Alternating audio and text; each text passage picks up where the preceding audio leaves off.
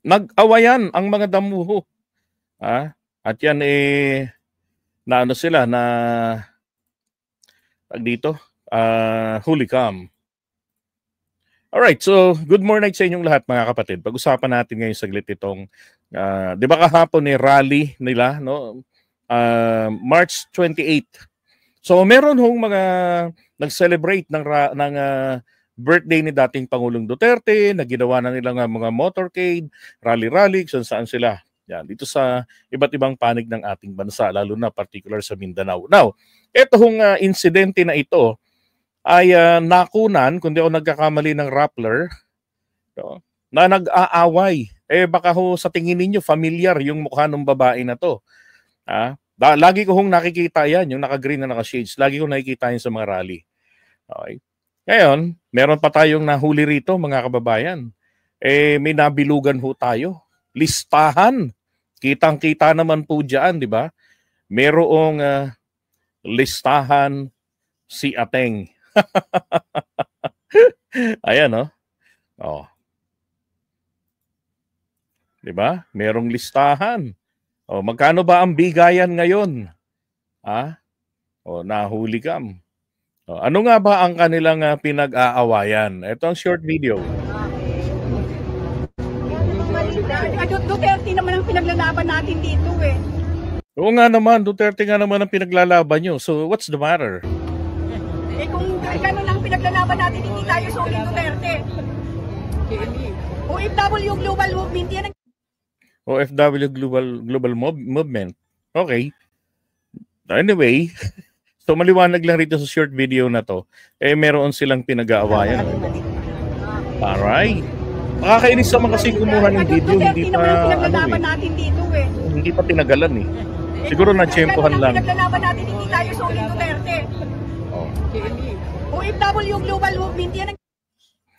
Okay. Anyway, yung isang vlogger din po, no, kasama natin, nag-share siya sa GC natin. Sabi niya, pagkatapos ng rally rin ho ng mga ito kahapon diyan sa Mindiola, ay nagdiretso sila sa Liwasang Bonifacio.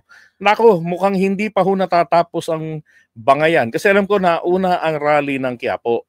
Tapos saka sila ikot-ikot, ganyan, hanggang sa nagpunta ng Mindiola. Mukhang ang pinag-uusapan daw po ay, sabi niya, ay syempre gaya ng dati, problema sa pera. Nagkaonsehan sa pera ang mga damuho.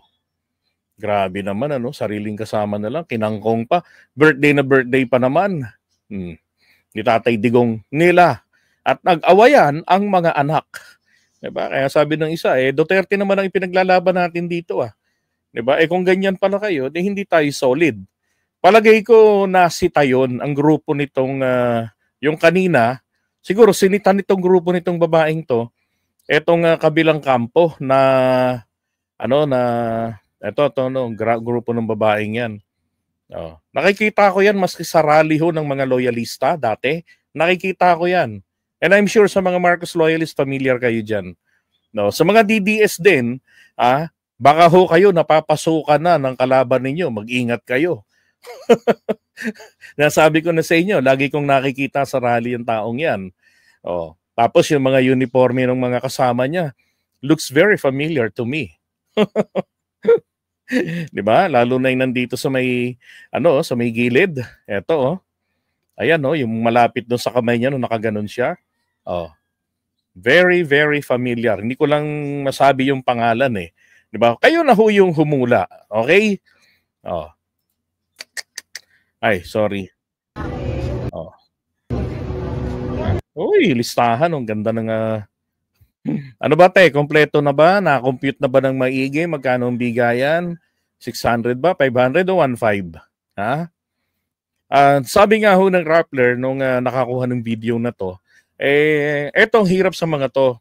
No? Kapag hindi kinuna ng video, sasabihin, pag hindi sila na-report, ayaw silang pansinin ng mainstream media.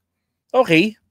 Ngayon, pag i-interviewin naman din daw, ayaw ding magpa-interview, nagtatakbuhan. So ngayon, kinarma ang mga damuho, nahuli kam sina Ateng. Oh my God. Ay nako.